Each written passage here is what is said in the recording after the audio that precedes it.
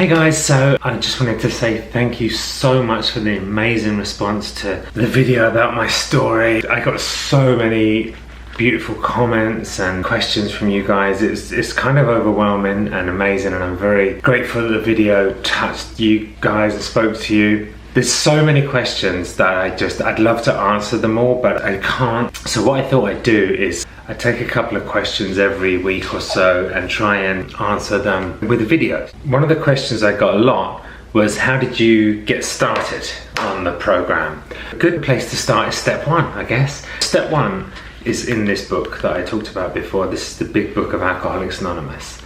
The steps are all in here, but they're a bit buried, and that's why it's a good idea to go through this book with someone, a sponsor, who knows a lot about it and can guide you through it and point out where things are. So the first step in the 12 steps is, we admitted we were powerless over alcohol and that our lives had become unmanageable. That's step one. So this can be anything. It doesn't have to be alcohol. In Narcotics Anonymous, it's drugs. But it can be anything that you use to take you out of yourself. Any behavior that you use to distract yourself and make yourself feel better. Could be alcohol, drugs, shopping, sex, sugar, gambling. Anything that's a distraction from pain, or anything you use to fill that hole in the soul we talked about in the last video, is an addictive substance. We admitted we were powerless over alcohol. We use alcohol for this video because that's how it was written in the book. It was pretty easy for me to admit that I was powerless over alcohol, because once I had the first one, I couldn't stop. So they say that for an addict, the first time you do the addictive thing, it sets off this thing called the phenomenon of craving. Now, the phenomenon of craving is that you become obsessed with doing this thing, or taking this drug, or doing this behavior. It becomes an obsession. It's an obsession of the mind and an allergy of the body, they say. So you can't stop doing it even though it's really bad for you. You're allergic to it, but you can't stop doing it. And I certainly felt that, I couldn't stop. Once I had the first one, I couldn't stop. And it was too painful to not have the first one, because I needed relief from life, because life was too difficult. I had to admit that I was powerless over alcohol and that my life had become unmanageable. And for me, again, that step was easy because my life had gone to shit. I was in alcohol wards, obviously being found in the middle of the street in a foreign country after going missing. That's pretty damning evidence that my life is unmanageable. But it doesn't have to be that. It could even be that you can't get to work every day, or you can't relate to your partner, or your life can be unmanageable in so many different ways. I'm what they call a low bottom drunk, because my rock bottom was pretty low down.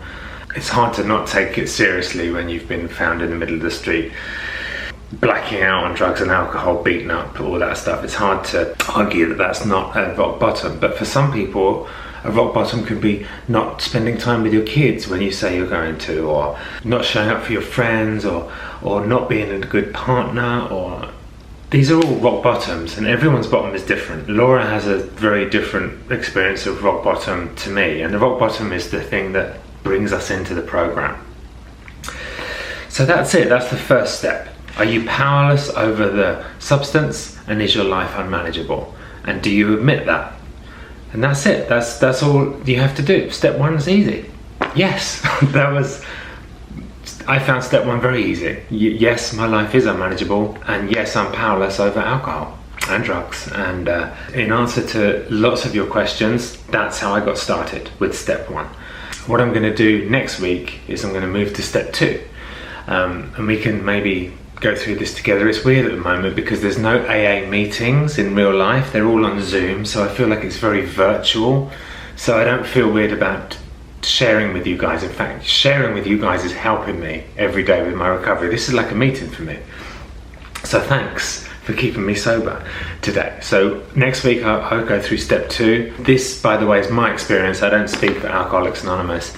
I'm just going to tell you my experience with the steps. And as I say, the steps is what saved my life, changed my life, changed me from a person without any self-esteem to someone with self-esteem, because I found doing the steps was an esteemable act. And that's what my sponsor told me you have to do to get self-esteem.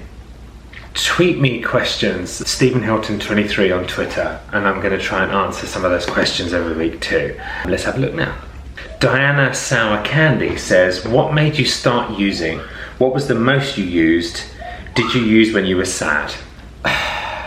To be honest, the first thing I used on, I think, when I was a kid was sugar. So when I was very small, before I could do drugs and drinking, sugar would be something that I was always had weight problems, and I was always eating sweets, and they changed the way I felt, made me feel better.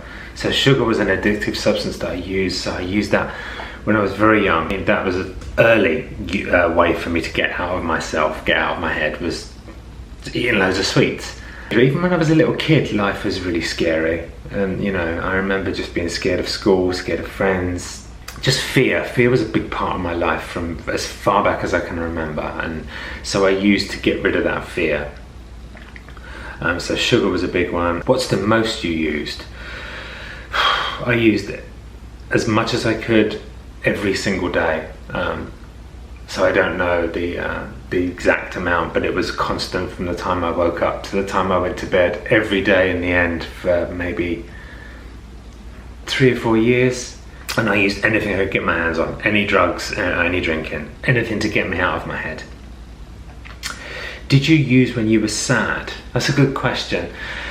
I didn't use when I was sad specifically. This hole in the soul thing, I felt that constantly. Before I found this 12-step program, I just had this constant hole in the soul, this constant pain. And drinking and drugs eased that pain. So did I use when I was sad? No, I used all the time. I used when I was happy to get more happy. I used when I was sad to get out of the sadness. I used constantly to just alleviate how heavy life was. Anna Marie says, where is the line for someone being an addict? I ask myself this question a lot. I watched your sober anniversary video, and what stuck with me is the word yet. I don't drink when I'm at work or enough to be hungover, yet I have co-workers who do this since we're all working from home. I want to drink every day, but I don't want to drink while on antibiotics yet. Most of the time I'd rather wipe alcohol from my life. I've tried, but it was too ostracizing. Thanks for your opinion. Well, for me, I think the line is, do you use when you don't want to? Do you draw a line in the sand, I'm not going to use today, and then you end up using? If that's happening to you, I'm not saying you're an addict. I can't diagnose anyone as an addict, but I would say that's a worry. There is a 20-question alcohol survey online from Alcoholics Anonymous. You answer those questions, and at the end it tells you if you maybe should look at the problem. But I think if you want to not use and want to not drink and you end up doing it, that's a problem. That's, I think, when you first start to realize that you might have to look at it. Anyway, thank you guys. Send any more questions in, Stephen Hilton 23 at Twitter, and then I can see them all and read them out on the next video, and we can go through step 2. Love you guys, and thank you so much for watching.